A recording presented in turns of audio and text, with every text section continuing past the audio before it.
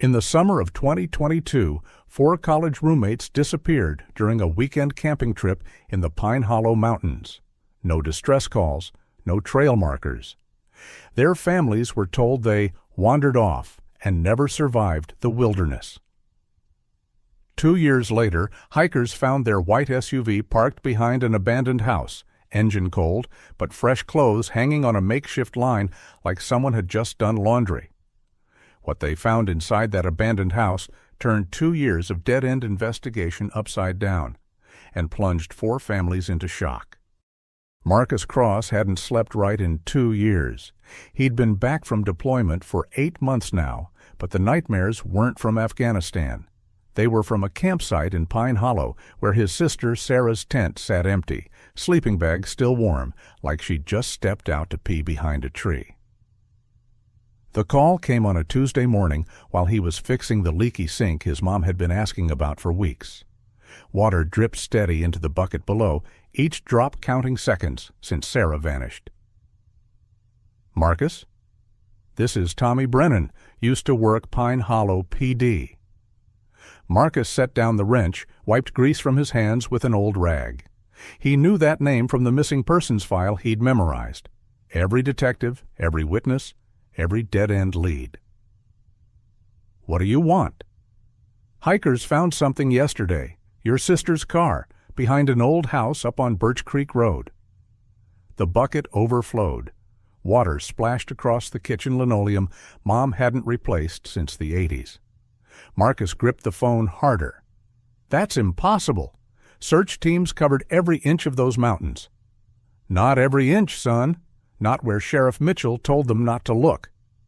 The bitterness in Brennan's voice cut through the static.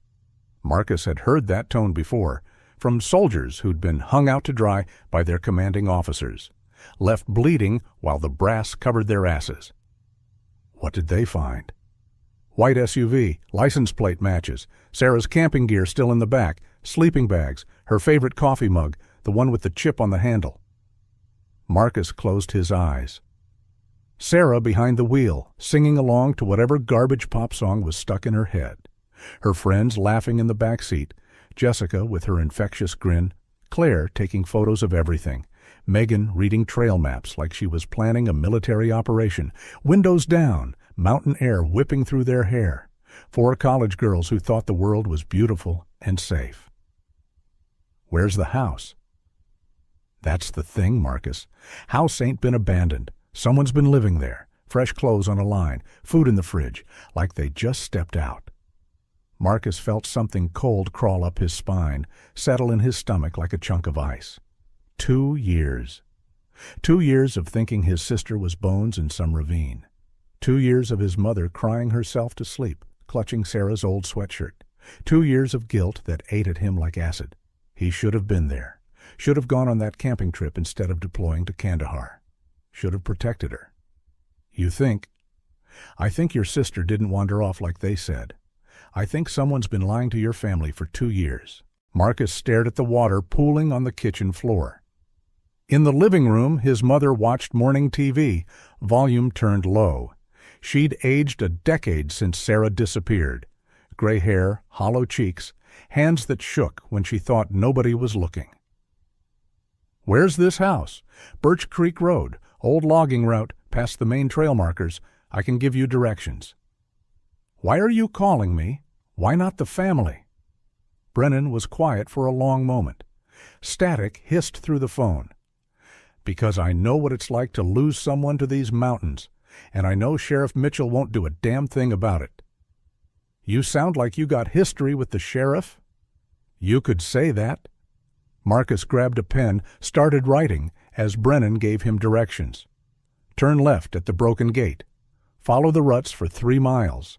Look for the house with the green roof." "Brennan?" "Yeah?" "Thank you." "Don't thank me yet, son. What you find up there, it might not be what you want to hear." The line went dead. Marcus stared at the directions scrawled on the back of an electric bill. His mom's careful handwriting addressed the envelope, the same neat script that had filled out missing person reports, written letters to politicians, organized search parties. She'd never given up hope. even when the cops said Sarah was probably dead, even when the media moved on to other stories. Marcus folded the paper, shoved it in his pocket. In the living room, his mother looked up from her coffee. "Who was that, honey?" "Work stuff, Ma. I gotta run out for a while." She nodded, went back to her show. Some talk program where happy people discussed happy problems. Marcus grabbed his jacket, checked that his Glock was secure in its holster. Old habits from the war. Never leave the house unarmed. Outside, his truck sat in the driveway like a faithful dog. Beat-up Ford with 200,000 miles and an engine that ran on stubbornness. He climbed in, started the engine. The radio came on, classic rock station Sarah used to hate. "Turn that old man music off," she'd say, reaching for the dial. Marcus left it on. Somewhere in the Pine Hollow Mountains, his sister's car was parked behind a house that wasn't supposed to be occupied. And someone had been living there for 2 years. The drive to Pine Hollow would take 90 minutes on mountain roads that twisted like broken promises. Marcus had time to think, time to prepare for whatever he was going to find. Time to remember the last thing Sarah ever said to him. "Try not to get shot over there, okay? I need my big brother to come home safe." He'd promised her he would. Now it was time to return the favor. Kevin Reed's workshop sat in a clearing 5 miles down the mountain, surrounded by forest thick enough to muffle screams. Marcus approached on foot through the trees, night vision revealing the compound's layout like a military target assessment. Main workshop building with bay doors and industrial lighting. Storage sheds scattered around the property. A buried shipping container that made his skin crawl when he realized what it probably contained. Reed's truck was parked out front, engine still ticking from recent use. Exhaust steam rose from the tailpipe in the cold mountain air. Marcus found him in the workshop, frantically loading files into a metal case under harsh fluorescent lights. 50-something, graying beard, calloused hands, the kind of weathered face people trusted instinctively. The kind that helped lost hikers find their way. Right into hell. "Going somewhere, Kevin?" Reed spun around, hands staying visible in the universal gesture of someone who knew they were caught. His eyes were sharp, calculating, already working angles for survival. "Cross." Reed's voice was steady, despite the rifle pointed at his chest. "I was hoping we could talk like civilized men." "About what? How you've been feeding college kids to rich psychopaths for entertainment?" "It's not that simple. Nothing ever is." Marcus kept his rifle trained on Reed's center mass, finger on the trigger, safety off. "Explain it to me." "Started small, one client, one girl who wouldn't be missed. Run away from Seattle, no family, no friends asking questions." Reed's voice was conversational, like he was discussing the weather or local fishing conditions. "Money was too good to ignore. 50,000 for one weekend. More than I made in a year doing honest work." "So you decided to become a professional kidnapper." "Clients wanted more. Different types. Network grew organically. Supply and demand. Basic economics." Marcus felt bile rise in his throat. "My sister wasn't a runaway. Number Sarah and her friends were premium package. College girls from good families, clean backgrounds, photogenic. Clients pay extra for that kind of quality." The casual way Reed discussed his sister like merchandise, cataloging her value like livestock at auction, made Marcus want to put a bullet through his skull. "How much?" 50,000 each for the initial acquisition, then ongoing fees for maintenance, streaming revenue, special requests. Your sister generated over $500,000 in her 2 years with us." "Streaming revenue." Reed nodded toward a computer setup in the corner, multiple monitors, professional cameras, server racks that hummed with electronic cooling fans. "Dark web pays per viewer for live content. Popular performers pull 6 figures annually. Interactive features cost extra." Marcus felt sick. Interactive features. Clients can type commands, watch the subjects follow instructions in real time. Some prefer the hunting packages. Turn them loose in the woods, track them down like game animals. And you filmed it all. Business model required documentation. Clients want proof of value, highlights for future marketing, evidence of premium service delivery. The clinical way Reed described his sister's torture, reduced to business metrics and customer satisfaction surveys, snapped something inside Marcus. He slammed the rifle butt into Reed's face. The man crashed into his workbench, tools scattering across concrete floor. The safe. Now. Reed wiped blood from his nose, led Marcus to a hidden panel behind the tool cabinet. His hand shook as he worked the combination, 7419, just like he'd promised over the radio. Inside, external hard drives, printed client lists, financial ledgers, photographic evidence organized in neat folders. "Everything's there," Reed gasped, holding his broken nose. "Names, addresses, payment records, video files, burn it all down." Marcus grabbed the drives and documents, stuffed them in his tactical pack. Enough evidence to destroy the entire network, put dozens of rich predators in federal prison. One more question. My friend Brennan's daughter, Bethany, what happened to her? Reed's eyes went dark with something that might have been regret. Lasted 3 days in the advanced hunting package. Clients loved her fighting spirit, paid bonuses for extended chase sequences. Marcus shot him in the knee. Reed screamed, collapsed against the workbench, blood spreading across the concrete floor. Where's her body? Ridge behind the main compound, unmarked grave with the others. Maybe 20, 30 bodies total. Marcus looked around the workshop, at the cameras that had recorded his sister's suffering, at the hunting trophies on the walls, not deer or elk, but personal items from victims. Jewelry, phones, driver's licenses, a museum of human misery. He pulled out a thermite grenade from his tactical vest, military-issue incendiary that burned hot enough to melt steel and erase evidence. "What are you doing?" "Cleaning house." Marcus activated the grenade, tossed it into the computer setup. White-hot magnesium fire consumed the servers, the monitors, the digital infrastructure of years of systematic horror. Reed tried to crawl away from the spreading flames. Marcus grabbed him by the collar, zip-tied his hands behind his back. The families deserved to know what happened to their daughters. He dragged Reed outside as the workshop burned, flames reaching toward the night sky like fingers of purification. 20 minutes later, state police sirens wailed up the mountain road. Then FBI tactical vehicles. Then media vans with satellite dishes extending like mechanical flowers. Marcus sat in the back of an ambulance, watching federal agents arrest what remained of the network. Sheriff Mitchell in handcuffs, Reed on a stretcher headed for federal custody, and a life sentence without parole. Sarah found him there, wrapped in a hospital blanket, looking fragile but alive. Her friends stayed close, Jessica, Claire, Megan, supporting each other like they had for 2 years. "You okay?" Sarah asked, sitting beside him on the ambulance bumper. Marcus looked at his sister. Still too thin, still hollow-eyed from trauma that would take years to heal. But breathing. Free. No longer merchandise in someone else's sick business. "I will be." "You?" She leaned against his shoulder, exhausted but safe. "I knew you'd come, even when they said nobody was looking anymore, even when I wanted to give up." Marcus pulled her close, felt her bird-bone fragility against his chest. "I made a promise." "What promise?" "To bring you home." In the distance, smoke rose from Reed's workshop. The flames consumed everything. Computers, files, the digital infrastructure that had turned human suffering into entertainment for rich monsters. But the evidence drives were safe in Marcus's pack.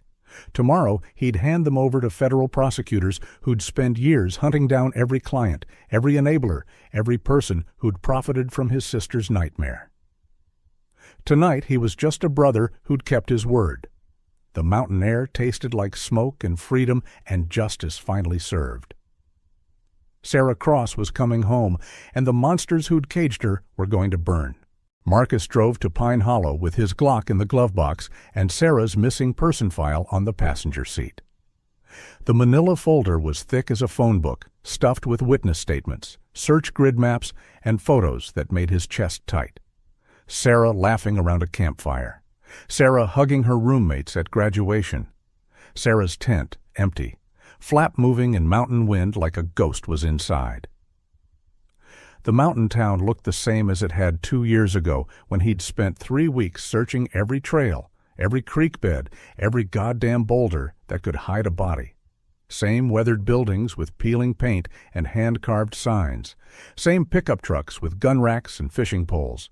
Same locals who'd shake their heads and mutter about city kids who don't respect the wilderness. Same Sheriff Mitchell who'd pat his shoulder and promise they'd keep looking, while his eyes said the case was already closed. Marcus parked outside Maggie's diner, the kind of place where everyone knew everyone's business and the coffee was strong enough to wake the dead. Red vinyl booths, checkered floor, smell of bacon grease that had soaked into the walls over decades. The same waitress from 2 years ago looked up when he walked in. Sandy, maybe 50, tired eyes and a kind smile. She'd served him coffee every morning during the search, never charged him full price. Marcus Cross, I remember you. She poured coffee without being asked, set down cream he wouldn't use. How you holding up, honey? Getting by. He wrapped his hands around the mug, felt warmth seep through ceramic. Sandy, you hear anything about activity up on Birch Creek Road? Her smile faltered. Birch Creek? That's pretty remote up there. Old house with a green roof. Someone said they saw signs of recent activity. Sandy glanced toward the kitchen, then back. Oh, that old place? Been empty for years. Hikers use it sometimes when weather turns bad. Anyone seen activity up there recently? Cars? Smoke from the chimney? Anything like that? She shrugged, but her hands were busy wiping the same spot on the counter, over and over. Not my business what folks do on private property. Marcus left $5 on the table and walked outside. The mountain air was sharp with pine and old snow, thin enough to remind you how high up you were. A gruff voice stopped him by his truck. You're asking the wrong question, son. Marcus turned. An older man leaned against a rusted pickup, arms crossed, eyes sharp despite the gray stubble, and worn flannel shirt. Big frame gone soft with age, but the kind of soft that could still break your ribs if you pushed too hard. And you are? Tommy Brennan, the one who called you? Marcus studied him. Brennan looked like every retired cop Marcus had ever met. Shoulders bent from carrying too much weight, eyes that had seen too much shit, hands that stayed ready even when they were relaxed. Sheriff's got this town believing a lot of lies, Brennan said. What kind of lies? The kind that keep families from getting answers. Brennan's voice cracked just enough to prove he wasn't bullshitting. Lost my own daughter to these mountains 5 years ago. The pain in those words hit Marcus like a physical blow. He recognized it, the same hollow ache that lived in his chest, the weight that never lifted. She didn't wander off. Someone took her. Marcus felt his chest tighten. You have proof? Not the kind that holds up in court, but enough to know the truth. Brennan pulled a business card from his shirt pocket, handed it over. The cardstock was worn soft, like he'd been carrying it for years. Check the old logging roads. Sheriff never searches there. Ask yourself why he always finds the campsite, but never the people. Brennan climbed into his truck, diesel engine coughing to life. When you're ready for the truth, he said through the open window, call me. He drove off, leaving Marcus standing in the parking lot with more questions than answers. The business card read, Thomas Brennan, private investigator. A local phone number written in faded ink. Marcus pocketed the card but didn't commit to anything. Grief made people see conspiracies where there were only accidents. Made them need someone to blame when the world just turned out cruel and random. But something about Brennan's eyes stuck with him. Not crazy, not desperate, just tired. Like a man who'd been carrying a heavy load for too long. The mountain air tasted like pine needles and old snow, crisp enough to cut your lungs if you breathe too deep. Somewhere up there, Sarah's car sat behind a house that wasn't supposed to be occupied. Behind a house where someone had been hanging fresh laundry like they owned the place. Marcus got in his truck, pulled out the directions Brennan had given him. Turn left at the broken gate. Follow the ruts for 3 miles. Look for the house with the green roof. The engine turned over rough, settled into the steady rumble that had carried him through 2 deployments and 1,000 miles of highway therapy after he came home. He'd driven these roads before, during the search. But always on the main trails, always where Sheriff Mitchell's teams had told him to look, never on the old logging roads, never where the sheriff said there was nothing to find. Marcus pulled onto Highway 9, headed toward the mountains that had swallowed his sister without a trace. The radio played classic rock, the same station Sarah used to complain about. "Turn that old man music off," she'd say, reaching for the dial with paint-stained fingers from whatever art project she was working on. Marcus left it on. Let her voice echo in his head. Let the memory keep him company on the long drive into country that held secrets in its shadows. Behind him, Pine Hollow shrank in the rearview mirror, a town full of people who'd shaken their heads and offered sympathy and gone back to their lives. A town where the sheriff always found the campsite, but never the people. Marcus pressed the accelerator and headed for the truth. The logging road to Birch Creek twisted through pine forest so thick the afternoon sun barely touched the ground. Marcus drove slow, truck bouncing over ruts and fallen branches nobody had cleared in years. His GPS lost signal after the first mile, screen flickering between searching for satellites and blank gray nothing. No wonder search teams never made it up here. Sheriff Mitchell probably told them the road was impassable, washed out, not worth the risk. The trees pressed close on both sides, pine boughs scraping his windows like skeletal fingers. This wasn't wilderness. This was something older, darker. The kind of place where things happened and nobody heard the screams. Every quarter mile, Marcus stopped the truck, rolled down his windows, listened. Birds in the canopy, wind through branches. The distant sound of water running over rocks. No human voices, no chainsaws or ATVs or any sign that people came here. Perfect place to hide something you didn't want found. The road climbed steadily, switchbacking up the mountainside. Marcus's ears popped as they gained elevation. Through gaps in the trees, he could see the valley below. Pine Hollow spread out like a postcard. Peaceful, innocent, a town where nothing bad ever happened. The house appeared around a bend like something from a nightmare. 2-story cabin, roof sagging under years of snow load, windows dark as dead eyes. But the yard was clean. No fallen branches cluttering the porch, no weeds choking the stone walkway that led from the driveway to the front door. Someone had been taking care of this place. Marcus parked 50 yards back, engine off. He pulled the Glock from his glove box, checked the magazine. 15 rounds. Should be enough for whatever he might find. Should be. Sarah's white SUV sat behind the house, almost hidden by overgrown bushes. The license plate was covered in mud, but Marcus recognized the dent in the rear bumper from when Sarah backed into a fire hydrant freshman year. "Shit, shit, shit," she'd said, examining the damage. "Mom's gonna kill me." But their mother had just hugged her, relieved Sarah wasn't hurt. "Cars can be fixed, baby. You can't?" Now that same dented bumper sat behind a house that shouldn't exist, in a place search teams had never looked. A clothesline stretched between 2 pine trees. Women's clothing hung from it. Jeans, T-shirts, underwear. All clean, all dry, all fresh. Marcus's blood went cold. The clothes looked like they'd been hung this morning, maybe yesterday at the latest. Someone was living here, recently. He approached the house with his pistol drawn, boots silent on the pine needles carpeting the ground. Military training kicked in. Check corners, watch windows, assume contact at any moment. The front door was unlocked.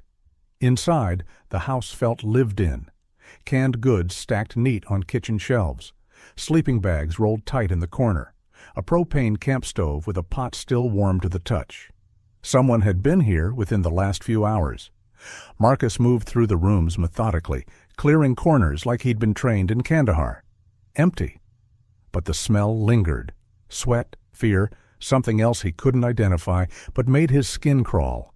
Old wood and mildew, unwashed bodies, the metallic tang of blood that had soaked into floorboards and never quite washed out. In the main room, cots lined the walls. Military surplus, the kind you could fold up and store, but these were bolted to the floor, chains attached to the metal frames. Marcus's stomach turned. Those weren't beds, they were restraints. In the back bedroom, he found it, a note tucked under a loose floorboard written in shaky handwriting. They made us read their messages. They said it's for viewers. We smiled. We lied. Marcus read it twice, 3 times. His hands shook as the words sank in. Viewers, messages. They made us read. This wasn't about getting lost in the wilderness. This wasn't some tragic accident where 4 college girls wandered off a trail and froze to death. Someone had taken his sister, taken all 4 girls, and they'd been forcing them to perform. For an audience. Marcus pocketed the note, kept searching. His heart hammered against his ribs, military discipline warring with raw panic. Sarah had been here, in this house. God knew for how long. In the main room, he noticed something else. Scratches in the wooden floor. Fresh gouges like furniture had been dragged across it recently. Heavy furniture. He followed the scratches to a section of wall that looked different. Newer wood, painted to match the rest, but not quite right, like someone had built it in a hurry and hoped nobody would notice. A hidden door. Marcus ran his fingers along the edges, found the latch behind a loose board. The hidden door swung open on silent hinges. The space behind was small, cramped, a hiding spot built into the wall cavity, but big enough to hold people if you forced them to squeeze together. On the floor, strands of long brown hair, Sarah's color, Sarah's length, a silver bracelet with a broken clasp, the one their grandmother had given Sarah for her 16th birthday. Marcus's vision blurred. His sister had been here, in this box, chained like an animal. For how long? Weeks? Months? 2 years? Outside, gravel crunched, a vehicle approaching slow and careful. Marcus killed his phone's flashlight, eased the hidden door shut. Through the front window, he saw a Pine Hollow sheriff's cruiser rolling up the drive, engine barely audible. Sheriff Frank Mitchell stepped out, one hand resting on his service weapon. He moved like he knew exactly where he was going. No hesitation, no surprise at finding this place. This wasn't a patrol. This wasn't random. Mitchell had been here before. Marcus crouched behind the kitchen counter, Glock ready. Through the dirty window, he watched Mitchell check the clothesline, examine Sarah's SUV with the familiarity of someone conducting a routine inspection. Then Mitchell headed straight for the front door. No hesitation, no calling for backup, no surprise at finding fresh evidence of the missing girls. Because he already knew they'd been here. Mitchell knew everything. The door creaked open. Mitchell stepped inside, hand still on his weapon, eyes scanning the room with the efficiency of someone who'd done this before. Well, well, should have stayed away, son. Mitchell was looking right at him. Had been tracking him since he arrived. Marcus was fucked. Sheriff Mitchell's boots thudded across the porch like he owned the place. Marcus stayed low behind the kitchen counter, finger on the trigger. Through the window, he watched Mitchell check the clothesline with the casual efficiency of someone conducting routine maintenance. No surprise, no confusion. Mitchell knew this house, knew it well. The sheriff examined Sarah's SUV, running his hand along the dented bumper like he was checking the condition of inventory. Then he pulled out his radio, spoke quiet words Marcus couldn't hear. Calling for backup, reporting the discovery, or telling someone the cleanup needed to happen faster. The door creaked open. Mitchell stepped inside, hand still on his weapon, eyes scanning the room with practiced efficiency. Well, well, should have stayed away, son. Marcus froze. Mitchell was looking right at him, service weapon half drawn. "Come on out, Cross. We need to talk." Marcus rose slowly, Glock aimed at Mitchell's chest. The sheriff didn't seem surprised to see the weapon, didn't even flinch. "Sheriff?" Mitchell smiled, the same sympathetic expression he'd worn at Sarah's vigil 2 years ago. Patient, understanding. The face of a man who'd spent his career delivering bad news to grieving families. But his eyes were cold as January ice. "You found the note, didn't you?" Mitchell asked, stepping closer. "Smart girls, too smart for their own good." "Where is she?" "Your sister? Safe? Federal? Clean clothes? Warm bed? More than she deserves after the trouble she's caused?" Marcus's finger tightened on the trigger. Every instinct screamed to pull it, put a bullet through Mitchell's heart, and this right here. But he needed answers first. Trouble? "This is bigger than you think, boy. Bigger than this town. Bigger than your family."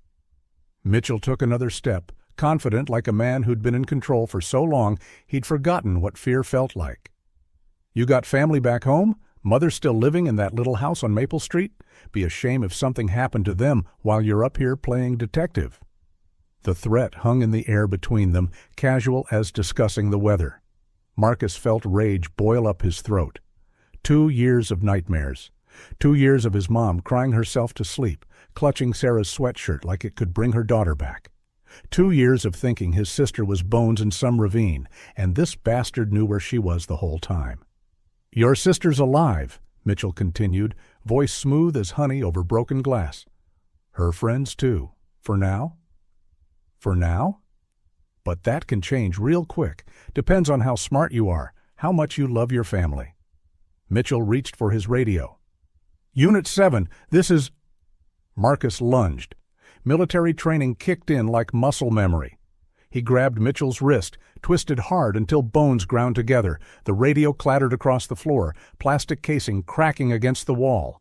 Mitchell swung his left fist at Marcus's temple. Marcus ducked, drove his elbow into the sheriff's ribs. Heard cartilage pop. Mitchell gasped, tried to draw his sidearm. Marcus slammed his knee into Mitchell's gut, sent him crashing into the wall hard enough to shake dust from the ceiling beams.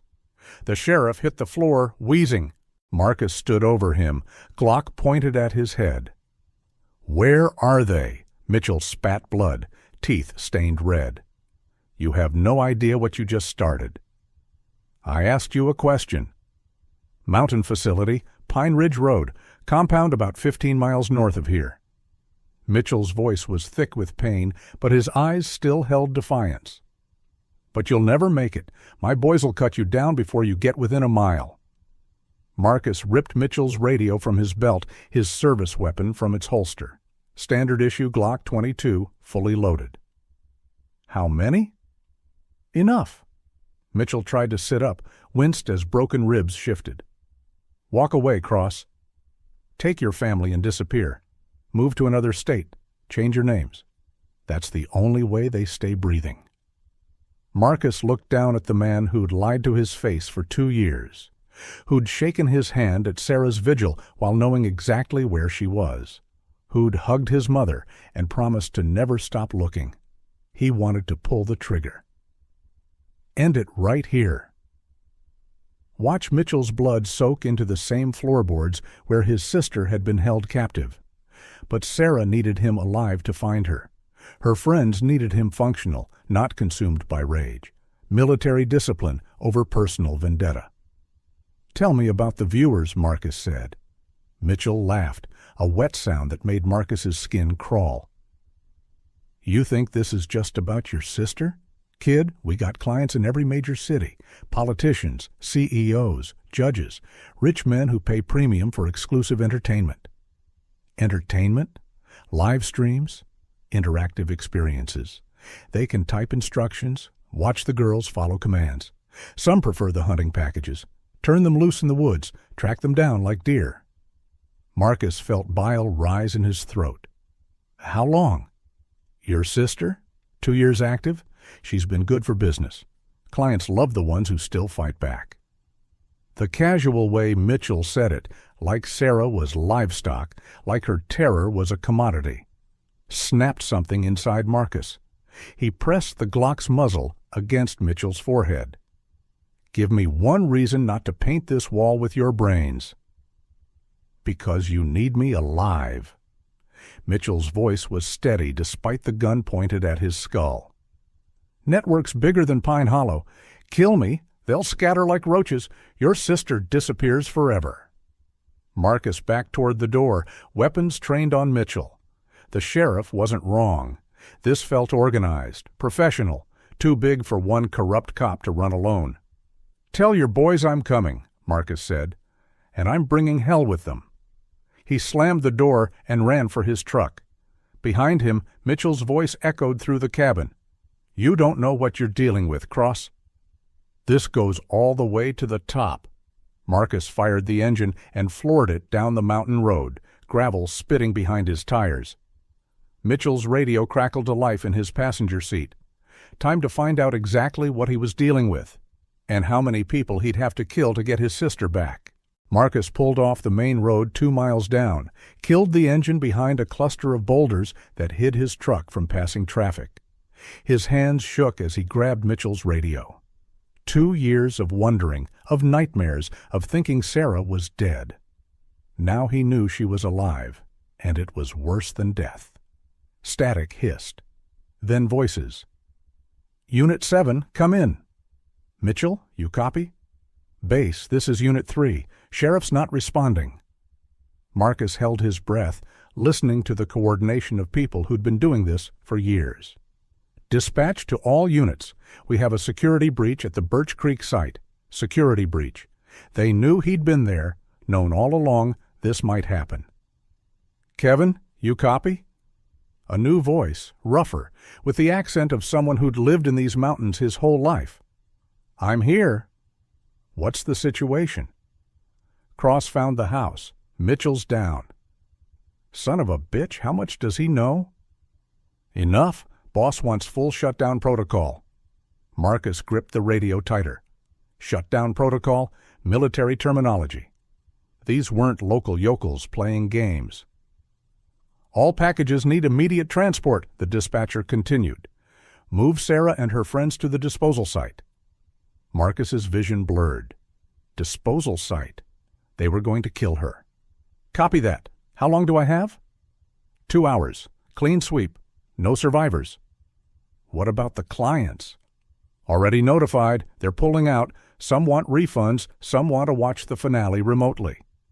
The radio went quiet except for static.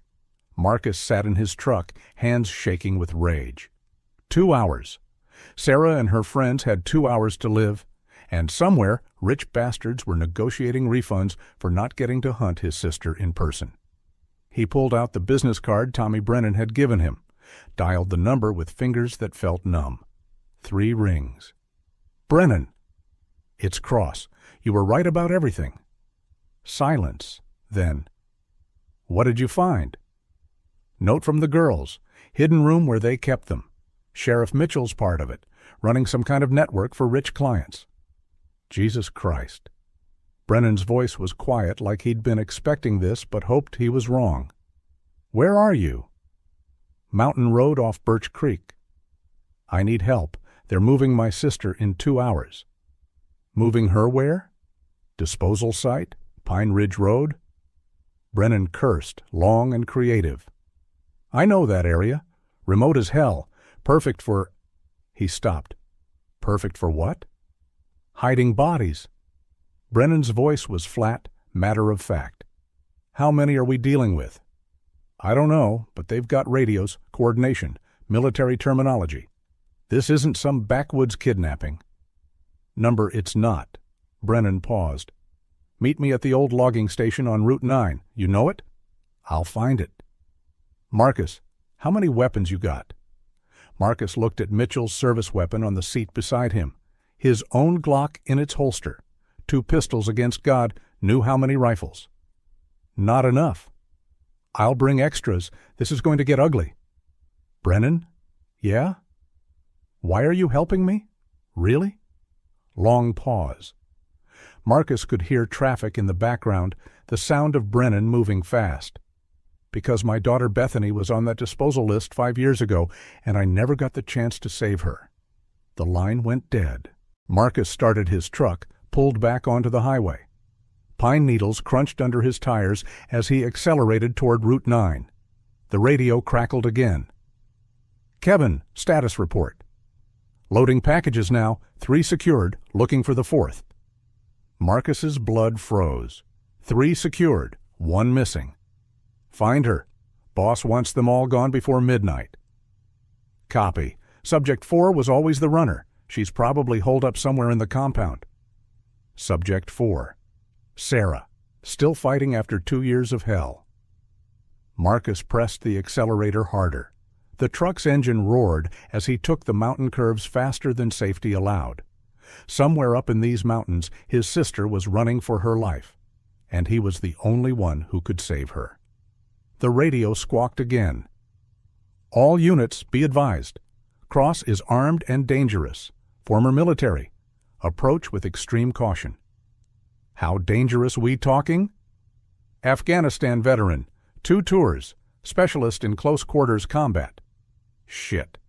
"Yeah, so don't fuck around. You see him, you put him down. No warnings, no arrests. Kill him." Marcus smiled grimly.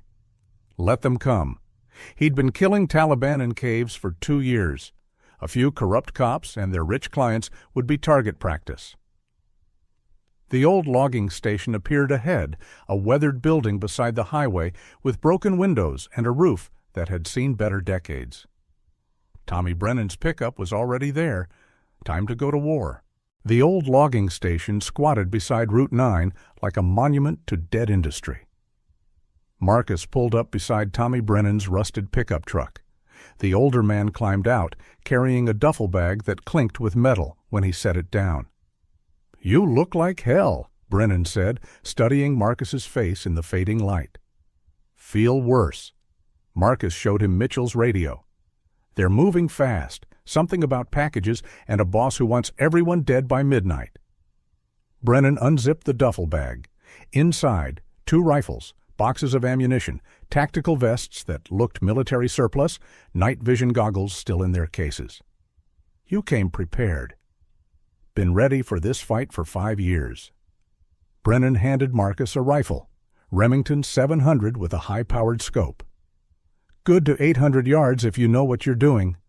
Marcus checked the action, tested the scope's adjustment. Military muscle memory kicked in.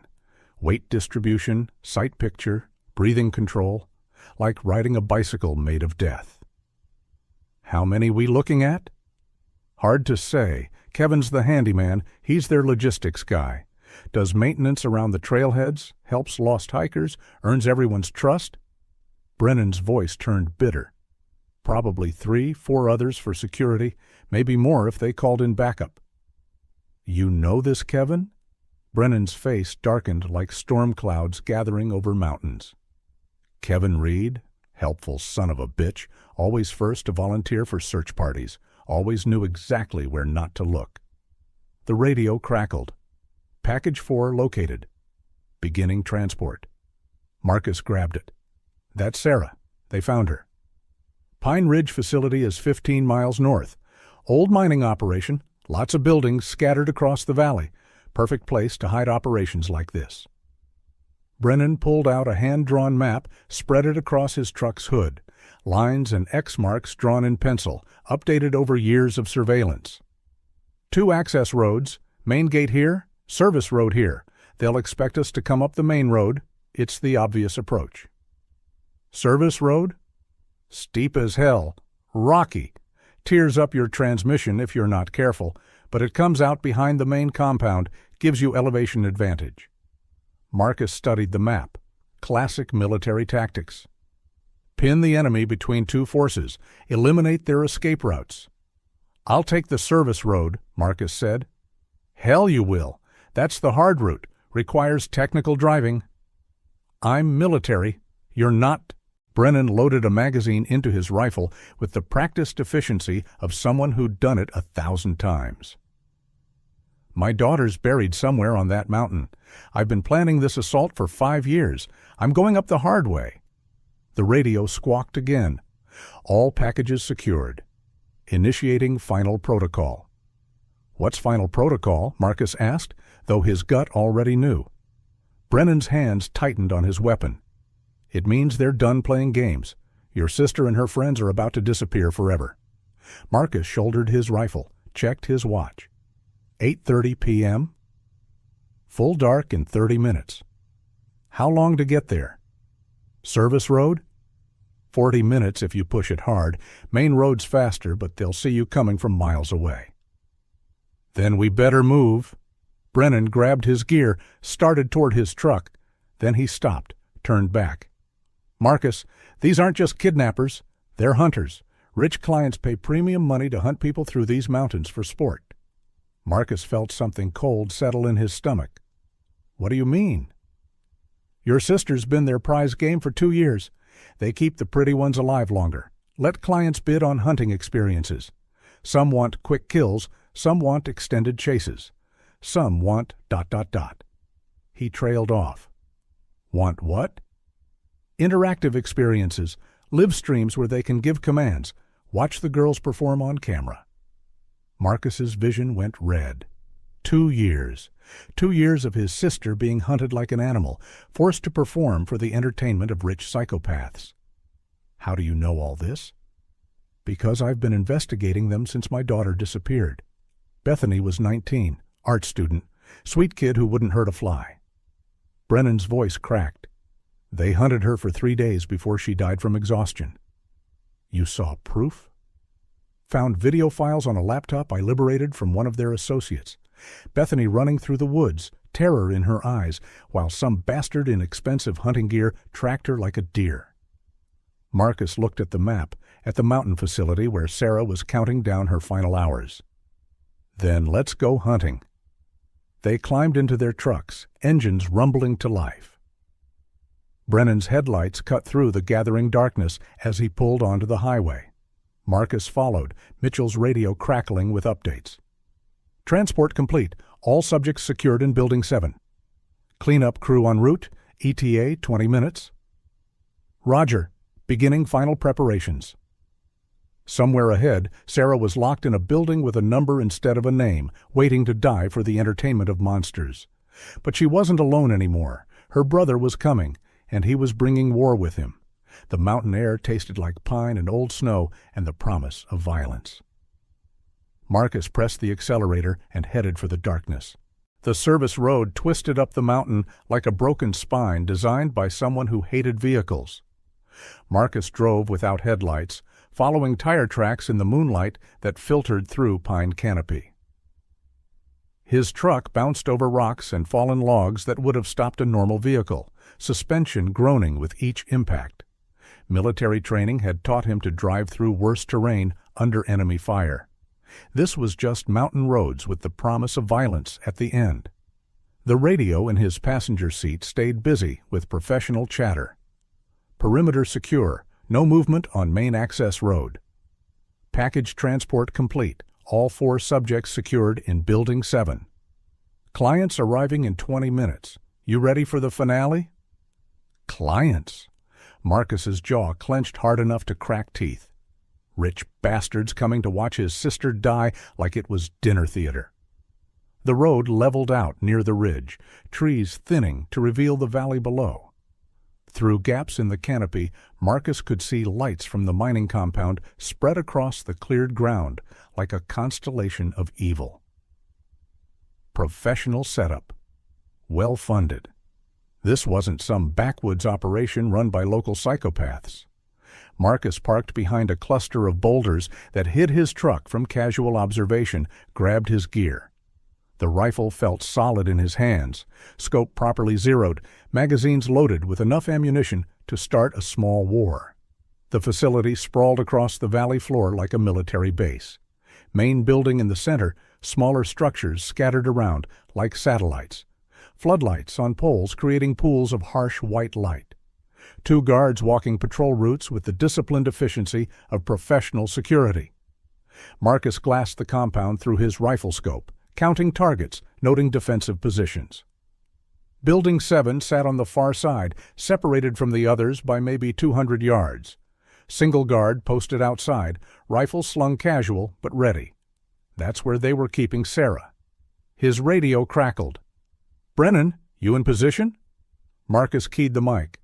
"Copy. Eyes on target building, counting 6 hostiles, possibly more inside structures." "I'm set up on the main road. Give me 5 minutes to get their attention." "What's the play?" "I'm going to light up their front gate like the 4th of July. When they come running to investigate, you move on Building 7. "Roger that." Marcus checked his rifle again, counted ammunition. 4 magazines. 120 rounds total. Should be enough for whatever he might find. Better be enough. Through the scope, he watched vehicles arriving at the main gate. Expensive cars, black SUVs with tinted windows that screamed money and power. The clients, coming to watch 4 college girls get murdered for entertainment.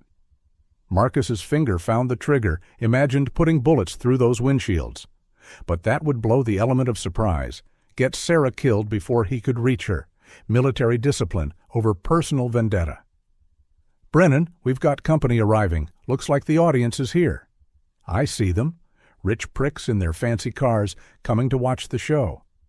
"How long until—" An explosion lit up the main gate like a miniature sun. Brennan's truck had rammed through the entrance, guns blazing, muzzle flashes strobing in the darkness. Sirens wailed across the compound. Floodlights swept the main road, searching for threats.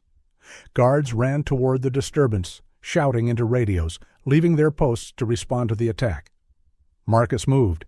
He sprinted down the slope, using shadows between buildings for cover, rifle ready for contact. The guard at Building 7 was looking toward the chaos, weapon pointed at the wrong direction, attention focused on the light show at the main gate. Marcus came up behind him, silent as death. The guard turned just as Marcus drove his combat knife between the man's ribs, angling up toward the heart. They went down together, blood pooling warm in the pine needles. Marcus grabbed the guard's keys, his radio, dragged the body behind the building, where it wouldn't be found immediately. "Building 7 secure," he whispered into his own radio. "Copy. I'm pinned down but keeping them busy. Move fast." Marcus unlocked the building door, stepped inside. Concrete walls, fluorescent lights humming overhead, the smell of fear and old blood that had soaked into everything, and 4 metal cages lined up against the far wall like something from a nightmare. Sarah sat in the far cage, alive but hollow-eyed, thin as a scarecrow. Her hair was longer than he remembered, tangled and unwashed, but her eyes still held defiance after 2 years of hell. "Marcus?" Her voice was barely a whisper, like she was afraid speaking too loud might make him disappear. "I'm here, Sarah. I'm getting you out." He fumbled with the keys, hands shaking with rage and relief. The cage door swung open. Sarah collapsed into his arms, all skin and bones, trembling like a broken bird. "The others," she whispered against his shoulder. "Jessica, Claire, Megan. Save them too." Marcus looked at the other cages. 3 more girls, Sarah's college roommates, equally hollow-eyed but alive. Survivors of 2 years in hell. "Can you run?" Sarah nodded, though her legs shook when she stood. "We've been waiting 2 years to run." Marcus freed the other girls, helped them stand on unsteady legs. They moved like broken dolls, but their eyes held the same defiance he saw in Sarah. "Back exit," Marcus said, checking his rifle. "Stay low. Follow me. Don't stop for anything." They made it 50 yards across open ground before the floodlight found them. "There!" a voice shouted from the main building. "They're escaping." Muzzle flashes lit up the night like deadly fireworks. Marcus shoved the girls behind a concrete barrier, returned fire. His shots were precise, controlled, each bullet finding its target. 2 guards dropped. 3 more took cover behind vehicles. His radio crackled. "Marcus, I'm hit." Can't hold them much longer. 4 girls who could barely walk. 1 rifle, half a mile to the extraction point through hostile territory. The math didn't look good, but Marcus had made worse odds work in Afghanistan against better-trained enemies. "Stay close," he told Sarah, checking his ammunition. "We're going home." The compound erupted in gunfire as more guards responded to the escape. But Sarah Cross was no longer a victim.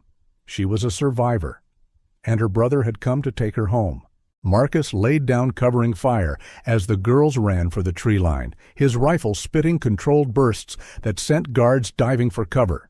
Bullets sparked off concrete, whined through the air like angry hornets. He counted muzzle flashes from different positions. 6 shooters spread across the compound, maybe more in the buildings. Too many for a frontal assault. Time for asymmetric warfare. "Move!" he shouted, dumping half a magazine into a guard position. Sarah stumbled, caught herself against a concrete barrier. Jessica helped Megan stay upright when her legs gave out. Claire grabbed Sarah's arm when she faltered, all 4 girls supporting each other like they had for 2 years. Survivors taking care of survivors. The radio in Marcus's pocket crackled with panic. "All units converge on Building 7. Subjects are escaping." More headlights swept the compound as vehicles raced in from patrol routes. The sound of engines, shouting, boots on gravel. A spotlight caught them halfway to the trees. Sarah screamed as the white beam painted them like targets. Marcus dove, tackled her as bullets chewed up the ground where she'd been standing, pine needles and dirt exploding around them. "You hit.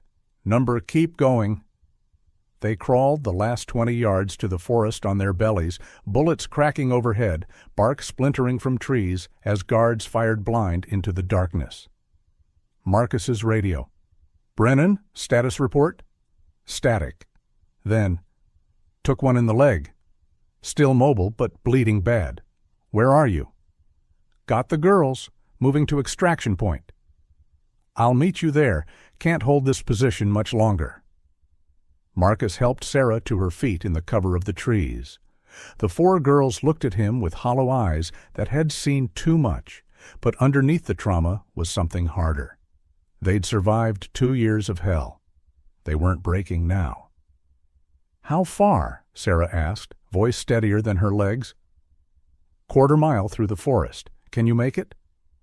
"We made it 2 years. We can make another quarter mile." They moved through the forest like ghosts, Marcus taking point with his rifle ready.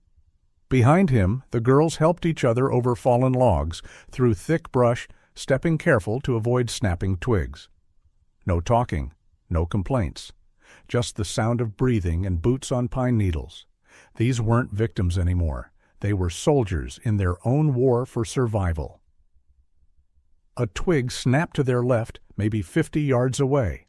Marcus held up his fist. Everyone froze, listening. Through the trees, a figure moved parallel to their path, hunting them. Professional movement, disciplined spacing, someone who knew how to track prey through wilderness.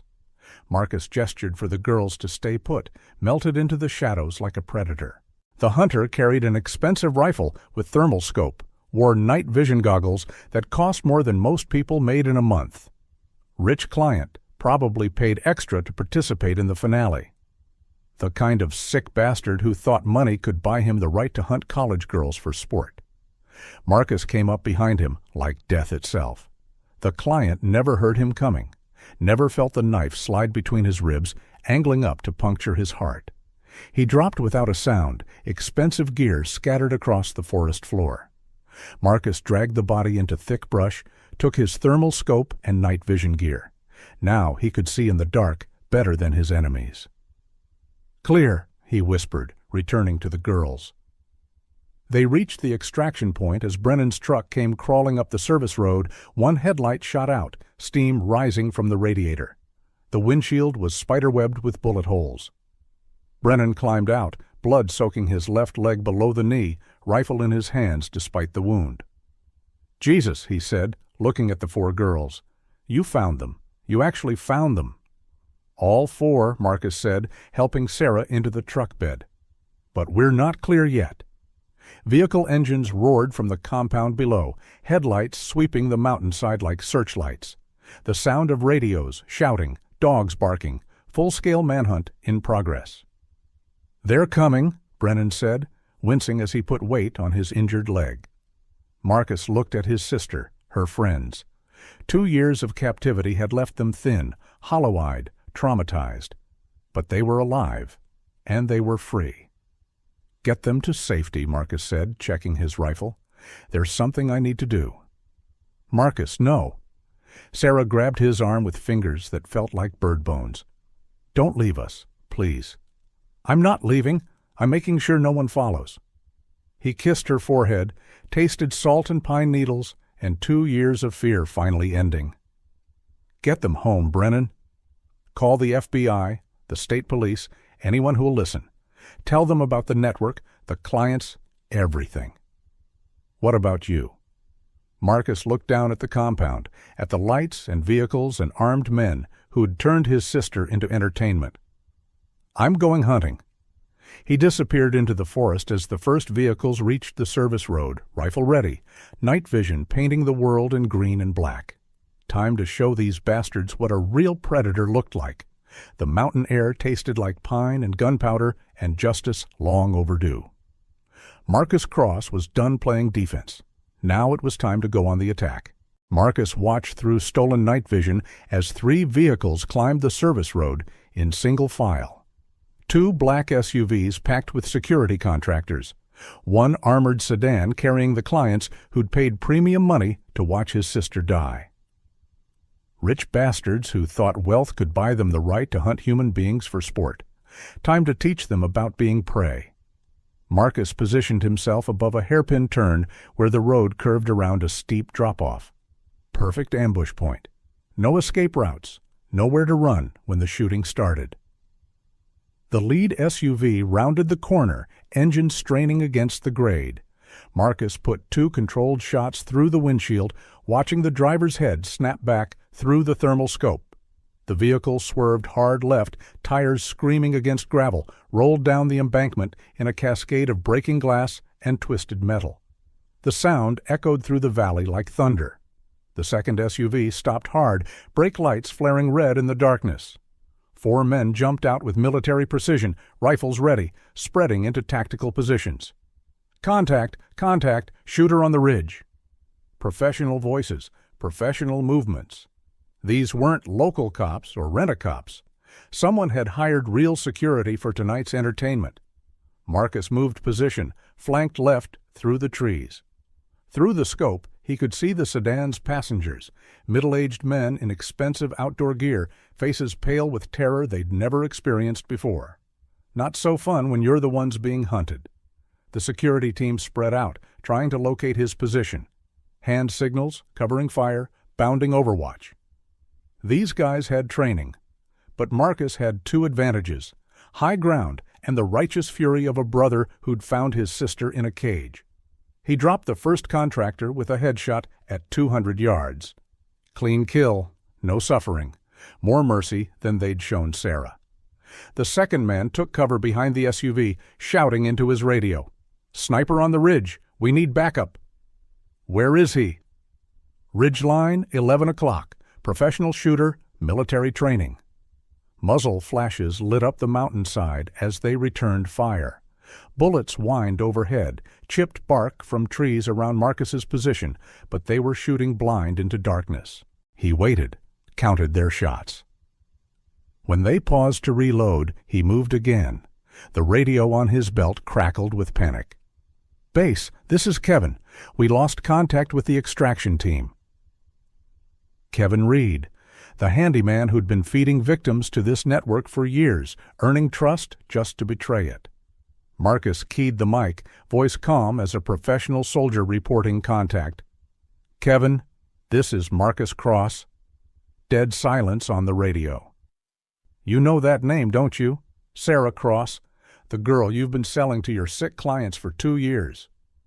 "Cross? How did you—" "She's free. Her friends are free, and I'm coming for every last one of you bastards."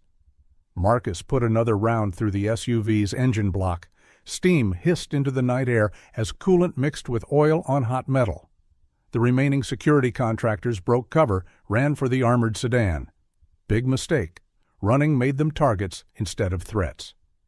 Marcus tracked the first one through his scope, led the target slightly, squeezed the trigger. The man dropped like a sack of meat, rifle spinning away into the darkness. The second contractor made it to the sedan, dove inside, shouting orders. The armored car reversed hard, tires spinning on loose gravel, backing down the mountain road faster than safety allowed. Marcus let them go. He had bigger prey to hunt. "Kevin, you still monitoring this frequency?" The radio crackled with static, then Reed's voice, tight with fear. "You don't understand what you're dealing with, Cross. This network spans 3 states, clients in every major city. You kill me, someone else takes over. Then I'll kill them too. This goes all the way to the top. Politicians, judges, people with real power, they'll bury you and your family." Marcus started down the mountain, stepping over bodies, collecting ammunition from the dead. "Maybe, but you won't be around to see it." "Cross, wait. Your sister, what we did to her, I can make it right. I got information. Client lists, financial records, everything you need to burn the whole network down." Marcus stopped walking, considered the offer. Taking down the entire network would mean justice for more than just Sarah, for Brennan's daughter, for dozens of other victims. "Where?" "My workshop, hidden safe behind the tool cabinet. Combination is 7419. Everything's documented." "Why would you keep records of your own crimes?" "Insurance. These rich bastards, they don't like loose ends. I kept evidence to make sure they couldn't eliminate me." Smart. Criminals who survived long-term always kept insurance policies. "Kevin?" "Yeah?" "Thanks for the confession." Marcus switched off the radio, pocketed the evidence. The workshop was only 5 miles away, down winding mountain roads that would take him past the main compound. Time to finish what he'd started. Time to make sure no other families went through what his had endured. The night air was cold and sharp, tasting of pine and gunpowder, and justice finally served. Marcus Cross had work to do, and Kevin Reed was waiting, probably packing files and running for his life. But there was nowhere to run from the kind of war Marcus was bringing.